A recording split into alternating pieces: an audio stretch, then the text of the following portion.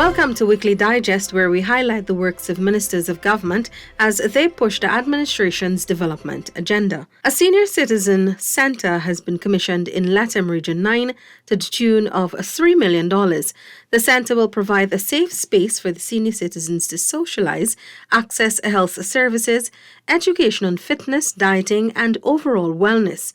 It was constructed through the Latham Town Council. Minister of Housing and Water COLLIN CROAL, Minister within the Office of the Prime Minister Kwame McCoy, and Minister of Local Government and Regional Development NIGEL DHARAMLALL were at the commissioning on Sunday last. This needs to be replicated, I think, as far as practical to other parts of our country for homes that cater for citizens. They have toiled this soil. They have laid the foundation for us, all of us, to enjoy, first of all, the freedom, the democracy that we have. And then, as Mayor said, all of us, hopefully one day, will become into that category. And so it is important that we think about the beyond. This is no doubt something that can catch on to other parts of Region 9 and in the country. We will continue to honor our senior citizens, and we've demonstrated this as a government. In our manifesto, we did speak to issues of our seniors about not only increasing pensions to make sure that they have some form of income or disposable income or money to be able to take care of themselves, but also we have spoken to facilities that would allow for seniors to be able to have access. Part of the work program of the government of Guyana is to make sure that we provide for all segments of our society, and the commissioning of today's building would go a far way in enhancing the services that the municipality provides to the people of Latham. So I'm very honored and excited to be here, and I can assure you that other agencies of the government would be happy to work with the Latham Town Council to make sure that this facility becomes productive in the sense that it'll be able to provide the types of services that the senior citizens require. Meanwhile, the concerns of residents from Regions 8 and 9 have been recorded and some addressed during the visit. At Tapachinga Region 9, residents relayed several long-standing housing matters. In response, Minister COLLIN CROAL assured that those matters will be addressed. He also announced a road project for the region. This year, right now, we are spending $350 million on the new Pope Bridge housing scheme. Well, they call it Track A, so we don't use that name anymore. But we are committing about $100 million, or can be just more than that, between Tapachinga and Culver City for one road, for those one each on those two constituencies.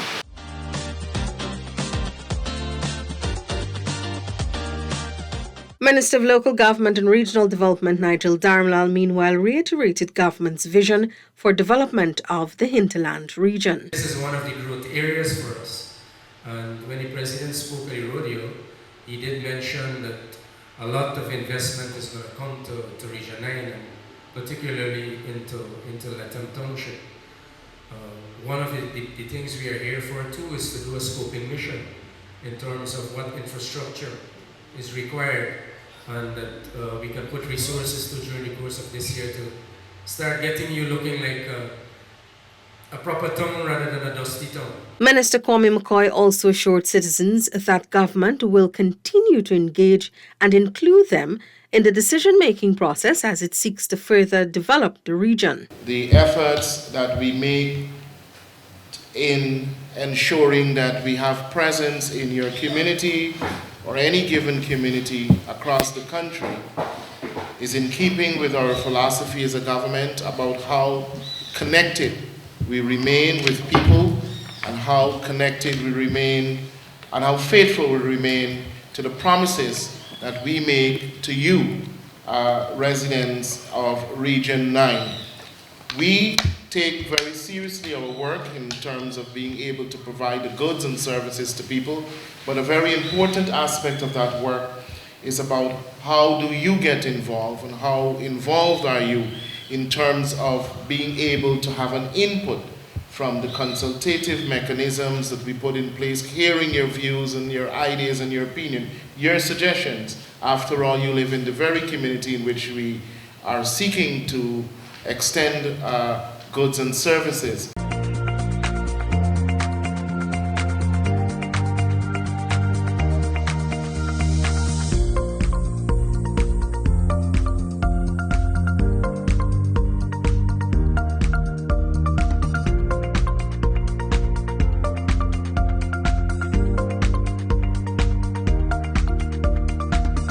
With schools fully reopened countrywide, systems are being put in place to verify the number of school dropouts via the ministry's Operation Recovery Initiative.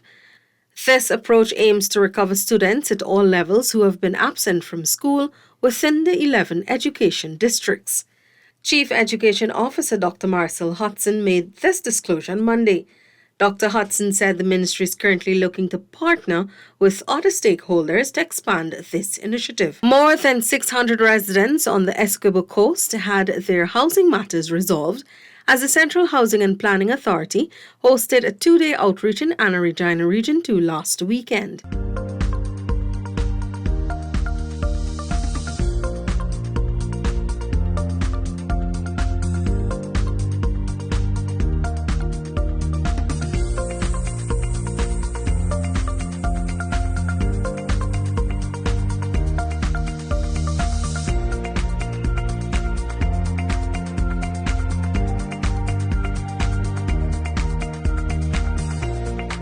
Persons were guided through the application process for land, updated their information, and signed up for land titles and agreements of sale.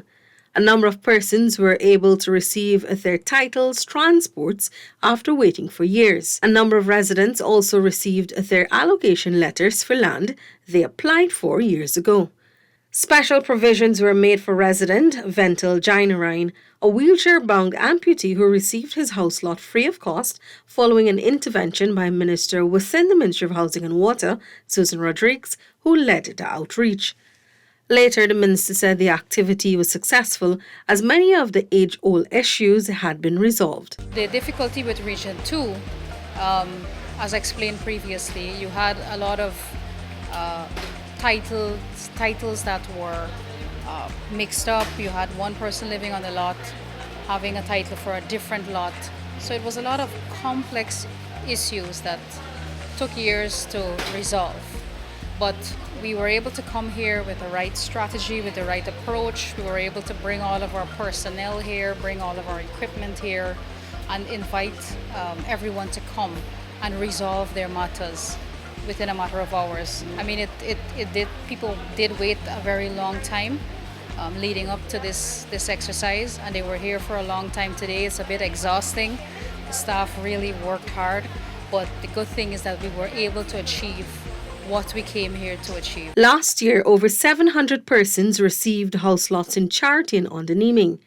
This year, the government will be investing over $1 billion in infrastructural development within several new and existing housing schemes in the region. Works to be done include the construction of roads and bridges, installation of street lights, and the acquisition of lands for new allocations. Local health authorities are doing all is necessary to eradicate malaria in Ghana by 2030. Health Minister Dr. Frank Anthony on Monday joined regional health officials and personnel in Bartica Region 7 to observe World Malaria Day 2022.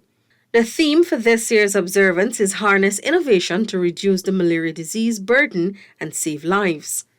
Addressing the gathering, Dr. Anthony noted that there is now a new approach to fighting malaria in Ghana, which includes involvement at the community level, including early diagnosis and treatment, prevention strategies, and surveillance measures. This new approach of getting down to the community level is something that we feel holds a lot of promise, and that can actually make a change.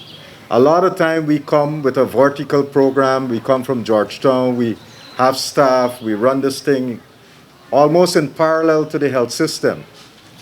And we recognize that while that would have had an impact, it would not have the same impact if people in their communities look after themselves and look out for themselves. Champions for Malaria will be working in the communities, getting persons involved in the fight against malaria.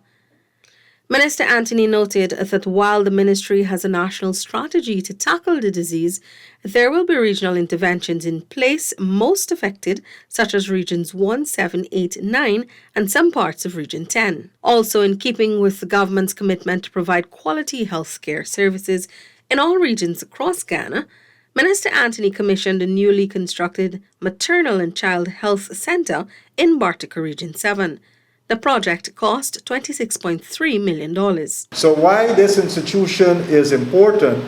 Because the care that you give to the mother who is pregnant, it is that care, and once we do that well, that child is going to be born a healthy child. And if you don't have all of the skills that is necessary, then our commitment, that's the ministry's commitment, is that we will work with you to enhance your skills so that we can improve the quality of service that we are offering. Some 99 persons graduated from the Ministry of Labour's Board of Industrial Training Technical Vocational Educational Training course on Tuesday. Labour Minister Joseph Hamilton urged the batch of graduates to continue dreaming and achieving, as government is doing everything to ensure the country's human resource is upskilled and educated. We don't look for qualifications.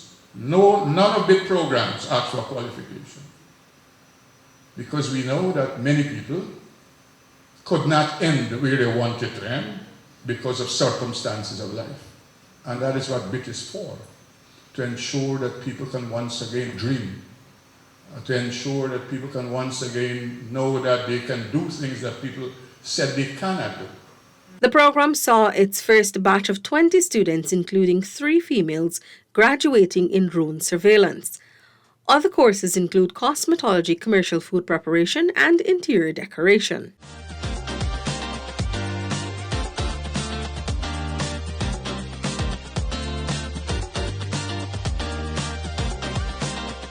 Representatives from the various communities within the Linden Township, as well as outlining communities in Region 10, were on Tuesday consulted on the new Low Carbon Development Strategy, LCDS 2030. The exercise was led by Minister of Public Works, Bishop NIGEL, who noted that the new and expanded LCDS outlines a pathway for prosperity for all Guyanese, while simultaneously protecting the country's forest. Any strategy that we're going to engage in and we're going to participate in and we're going to sign on to and collectively agree must not result in the loss of economic opportunities, must not shut down sectors, but must contribute to the economic upliftment and the economic advancement of our people. The draft LCDS for consultation focuses on 4 main objectives: to create new incentives for a low-carbon economy, protect against climate change and biodiversity, stimulate future growth through clean energy and low-carbon development, and align with global climate and biodiversity goals. Minister NIGEL explained that the new document builds on the objectives of the old strategy, which was launched in 2009 and underwent extensive national consultations. When we enter into that agreement, the whole idea of the sale of carbon credits was not as widely pronounced. And while we were able to clinch a deal with Norway for 250 million, because of what is happening in the world, the global context, and our move towards net zero, we'll be able to trade on the open market and earn multiplied billions, not just 250 million, but multiplied billions that will be invested for the development of Guyana and all the people of Guyana. $864.1 million in contracts have been awarded through the National Drainage and Irrigation Authority to rehabilitate drainage culverts in Bartica and Diamond, conduct drainage works at gov't, West Bank Demerara, and to construct concrete bridges in Mahaica Region 5, among other projects. The contract documents were inked on Tuesday. I want to urge contractor that we will not extend the time. Last year we have had some problems with contracts.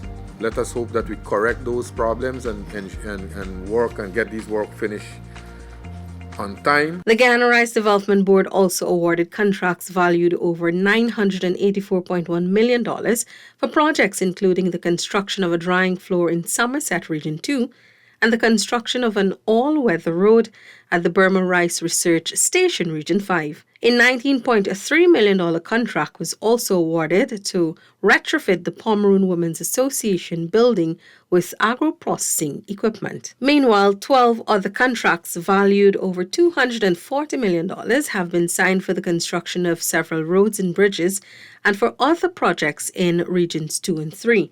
Minister of Local Government and Regional Development Nigel DHARAMLALL on Tuesday witnessed the signing held at the respective RDC boardrooms. We expect that these contracts are going to be completed within the specified contract period, and it is usually a policy of the government that we do not engage in variation even before contracts are, the first phase is being implemented.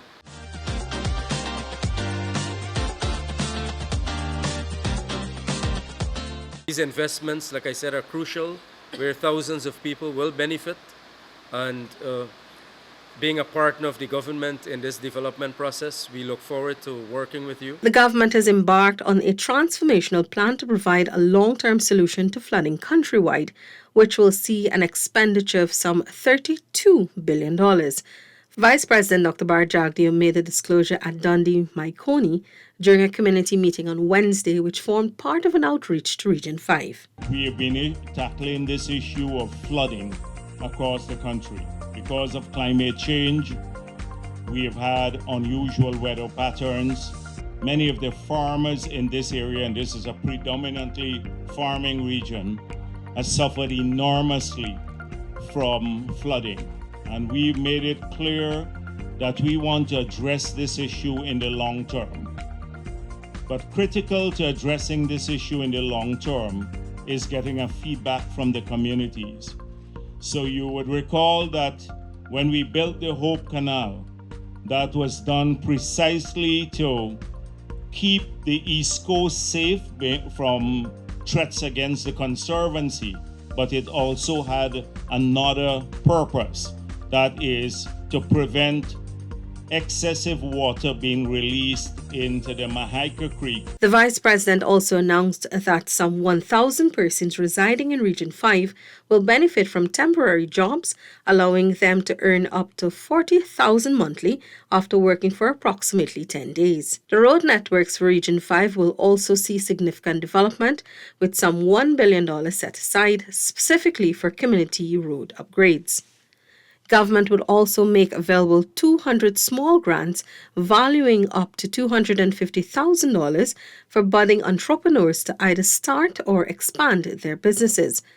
The Vice President said the financial assistance will be made possible through the Ministry of Local Government and Regional Development. This year's budget, Region 5 has the biggest allocation ever in our history. It has about $1 billion for community roads. We haven't started spending as yet, but it's $1 billion for community roads.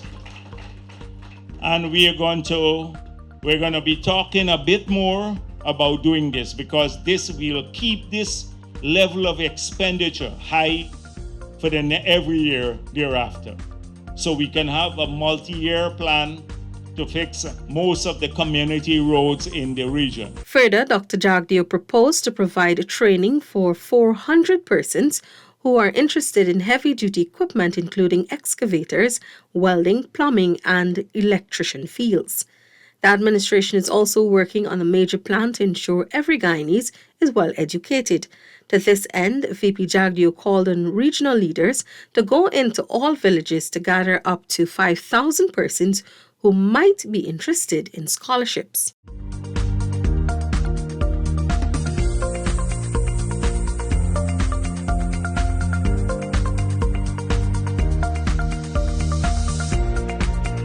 Guyana joined the rest of the world to celebrate Limb Awareness Month 2022 under the theme Your Ordinary is Extraordinary on Thursday, with an amputee health fair at the Tolme Reid Rehabilitation Centre, Georgetown. At the informative fair, Minister of Health Dr. Frank Anthony revealed that some $10 million has been expended to procure prosthesis materials in an effort to restore mobility in amputee patients. We have spent more than $10 million in buying the material, and very shortly we'll have more material coming in to the workshop, and therefore we'll be able to make more prosthesis. Through these types of activities that hopefully we'll be able to reduce the prevalence of persons that would have lost a limb and not being able to get maybe a prosthesis. So we'll change that, because our intention is that everybody who needs a prosthesis should be able to get one, and should be able to get one in a timely manner. The annual event is hosted with the intent to spread awareness and programs available for amputees or persons with limb difference. Among the booths, displays and services were the National Insurance Scheme, National Commission on Disability, lawyers, mental health officers, nutritionists, pharmacists, foot care doctors, social workers, among others. Foreign Secretary Robert PERSAUD is urging Guyanese in the diaspora to take advantage of the opportunities in Guyana. PERSAUD was speaking at a seminar on Thursday which engaged members of the diaspora on opportunities created by the oil and gas sector here. He noted that the government has emphasized need for local participation, thereby maximizing the benefits of these new and traditional sectors. Government is also working in partnership with international players in the region and beyond. These Guyanese, they possess one, skills that are badly needed in Guyana, two, capital, three, a lot of experience, four, and very importantly, the networking. In terms of their connection, in terms of their ability to engage multinational large companies that have reach in many parts of the world. The Foreign Secretary noted that this does not put Guyanese at any disadvantage. The engagement was aimed at creating linkages between government and local companies operating in the sector. 100 poultry farmers on Friday became the first batch of beneficiaries to receive 100 black giant chickens each from government's post-flood intervention activities. It is in keeping with President Dr. Mohamed Irfaan Ali's promise to aid farmers affected during the 2021 May-June flood. This donation also forms part of government's efforts to rejuvenate the country's livestock industry. Minister of Agriculture Zulfikar Mustafa said the initiative not only fulfills government's promise, but highlights its seriousness to create a robust and resilient agriculture sector in the region, adding that while the country will soon benefit from its emerging oil and gas sector, sustaining its agriculture sector is essential. So, as a government at that time when we suffered that flood, the vision was there because we were looking at the long-term development of the sectors of our country. And as I said, in the agriculture sector, there are many other sectors that drive the agriculture agenda in our country. And that is why today we are here, because we have allocated at that time, when we made allocation for flood relief to farmers, besides cash, to livestock farmers, to cash crop farmers, to rice farmers, the vision was there that we have to continue to develop this sector through genetic improvement. Some 800 residents in the community of Monkey Mountain Region 8 can now boast of improved water supply following the commissioning of a $32.7 million water supply improvement project in the village. The water distribution system was officially commissioned by Minister of Housing and Water COLLIN CROAL during a recent visit. Signals once again that this President Irfan Ali-led government will ensure that our people, no matter where you live, no matter which mountains separate you, you are part of the development process in Guyana. The new well was drilled at a depth of 100 meters in central Monkey Mountain, where the schools and health center are located. It now provides access to 95% of residents. Overall, Region 8 is slated to benefit from major investment in the water sector. Minister CROAL noted that the government aims to increase coverage from 60 to 80% over the next few years. And so as a government, we have committed that we will spend more money into the hinterland to ensure that we bridge the gap of water, potable water, to all villages and to the households. Already, 18 months into office, just 18 months, we have invested over $150 million in Region 8 for new water distribution networks in various villages. The project was completed by Arkisoon Contracting Services. Other works include installation of pipes with 80 service connections, elevated storage tanks, and a photovoltaic system. Community service officers will also be trained in water system operation and maintenance to assist in management of the system. That's it for this edition of Weekly Digest. For these and other government-related information, do log on to our website dpi.gov.gy and our social media platforms as well. Goodbye.